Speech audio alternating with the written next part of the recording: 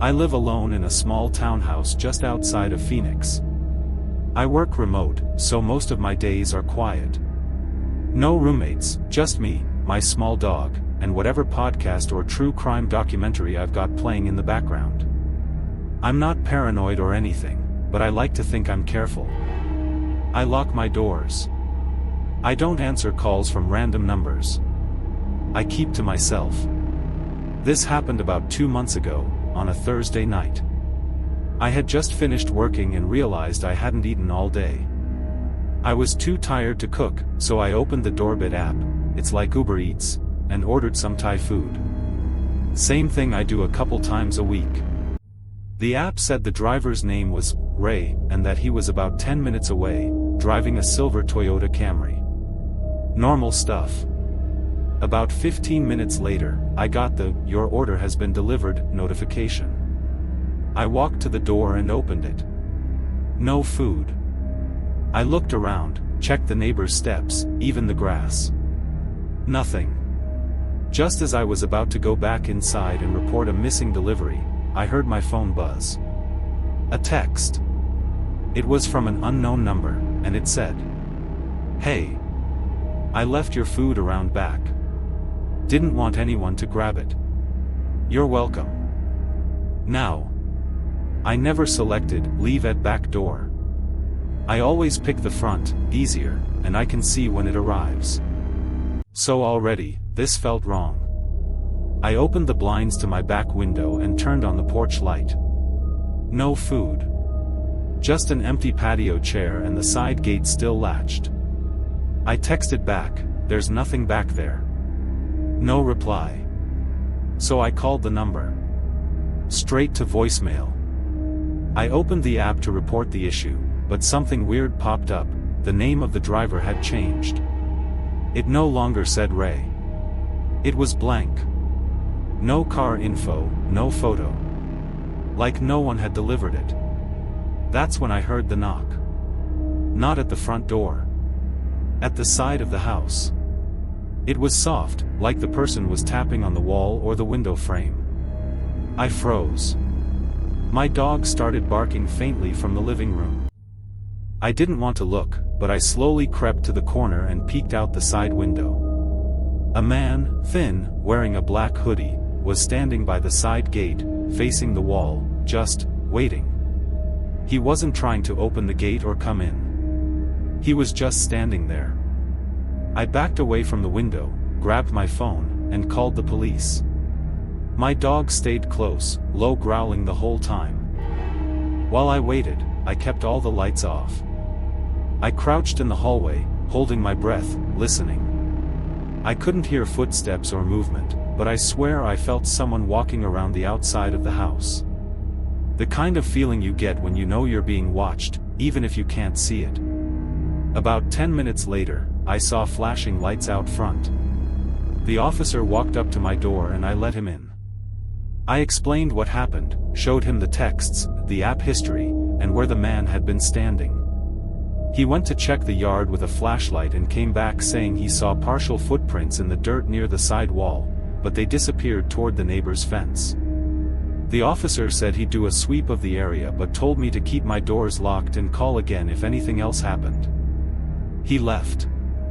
And I was alone again. That night, I didn't sleep. I kept thinking about how that man knew I lived alone. That he chose to go around back. That the app erased him like he was never there. And the worst part? The next morning, I checked the app again. A new order had been placed. Same address. Same food. But I didn't place it. And the driver's name was Ray again. I deleted the app that day. And now, I cook my own meals, even when I'm tired.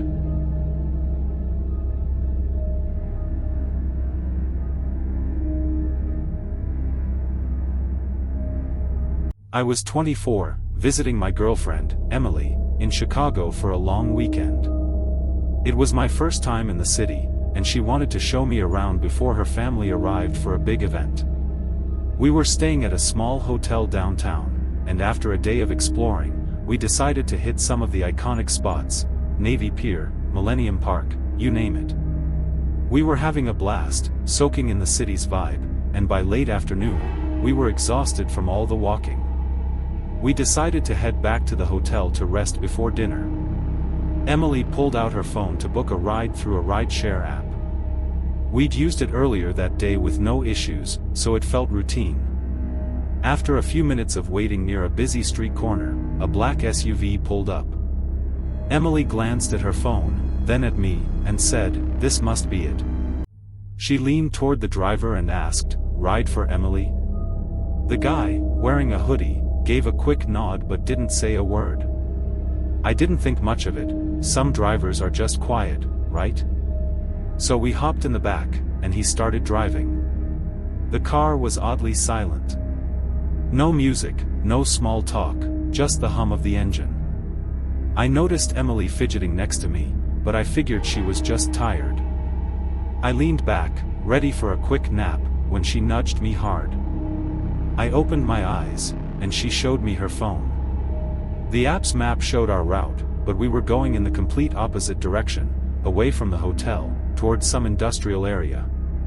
Then, a notification popped up, "Your driver has arrived." My stomach dropped. Emily's face went pale as she whispered, "This isn't our driver." I glanced at the guy in the front seat. He hadn't said a word since we got in, and now I noticed his knuckles were white, gripping the wheel.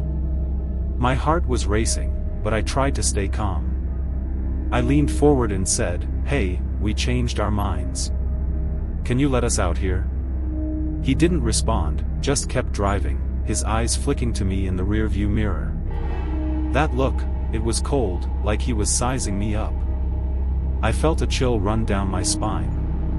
Emily was shaking now, clutching her phone.